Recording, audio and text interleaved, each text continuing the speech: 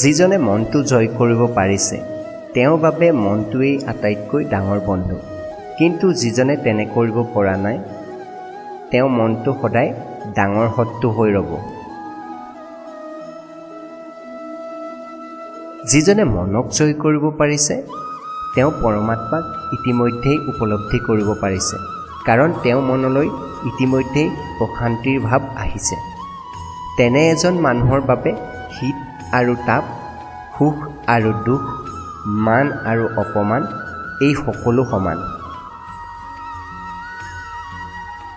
যেতিয়া এজন মানুহে অধ্যয়নৰ দ্বাৰা লাভ কৰা জ্ঞান আৰু উপলব্ধিৰ দ্বাৰা লাভ কৰা জ্ঞানৰ ফলত সম্পূৰ্ণ তৃপ্তি লাভ কৰে তেতিয়া তেওঁ আত্মলব্ধি হৈছে বুলি কোৱা হয়। তেওঁ শিলগুটি, পাথৰ আৰু সোণ আদি সকলো বস্তুকে একেই দেখে। যিজনে নিজৰ ভিতৰতে সুখ বিচাৰি পায়, যিজনে ক্ৰিয়াশীল হৈ নিজৰ অন্তৰতে শান্তি পায়, যিজনৰ লক্ষ্য সদায় নিজৰ আত্মাৰ প্ৰতিহে, তেওঁৰহে প্ৰকৃত সাধক।